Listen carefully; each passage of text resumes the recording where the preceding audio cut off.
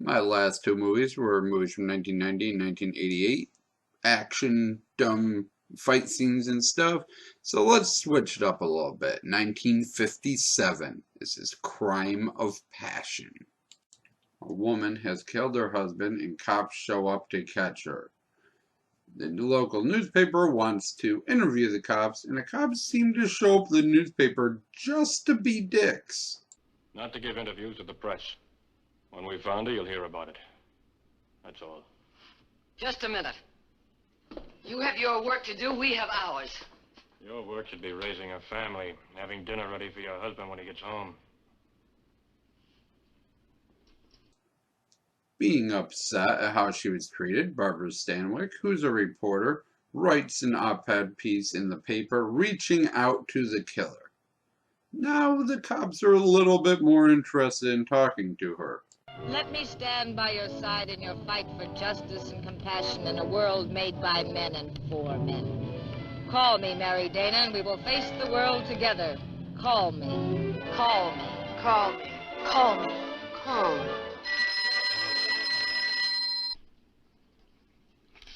You'll find the Dana woman at that address.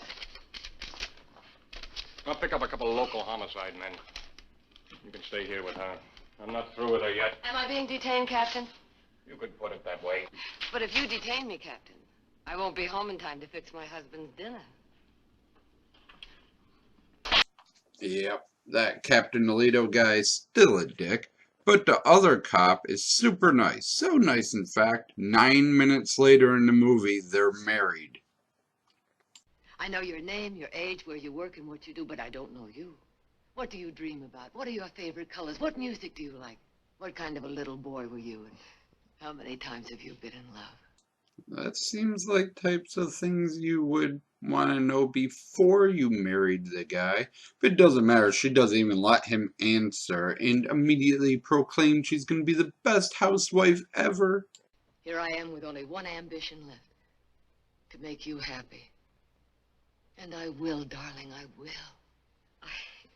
I just want to be a good wife and do things for you, and I hope well, I hope all your socks have holes in them, and I can sit for hours and hours darning them.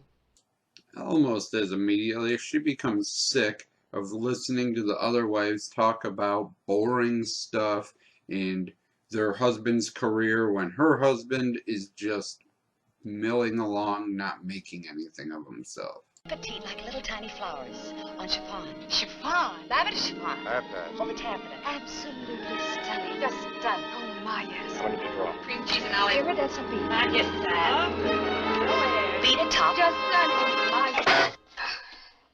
Excuse me, I'm sick. I want you to be somebody. Not for my sake, but for yours. For yours. Kathy, you listen to me and try to understand. I love you, Kathy. Oh. All these jobs, positions, rating, it's all nothing. I do this because it gives us a living. Because it makes it possible for us to live in peace and security. Because it makes it possible for us to be together. That's what's important. That's all that matters.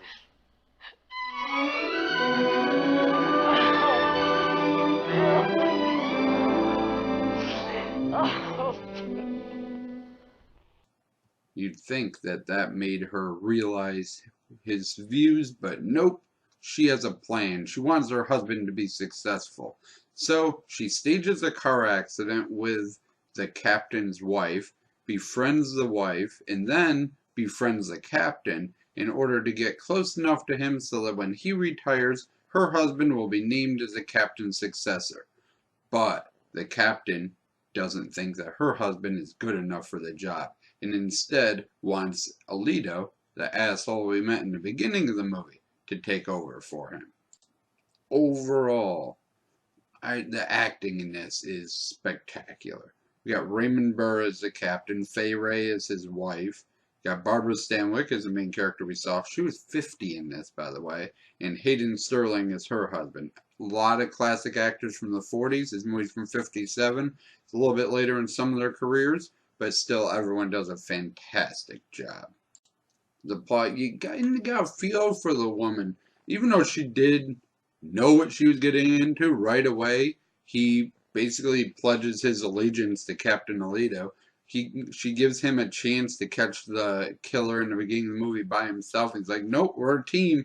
I'm just a cog in the machine. I just want to catch the bad guys. So she knew what she was getting into, but thought she could change him, give him some ambition, help him move his way up. And she, for a while, thought she was okay with just being a wife, but eventually wanted to move forward in life and lets it get the best of her. I did enjoy this one. Such fantastic acting. The plot gets a little crazy. She goes a little over the top, but I guess it's understandable. And in this movie, since it's the 50s, unlike the last two, nobody gets mad at you for smoking. Everybody in this movie smokes. Thank you for watching, and as always, I shall try to do better next time. Remember, it's October. I'm doing the first film of famous people every day this month. So, leave your suggestions down in the comments.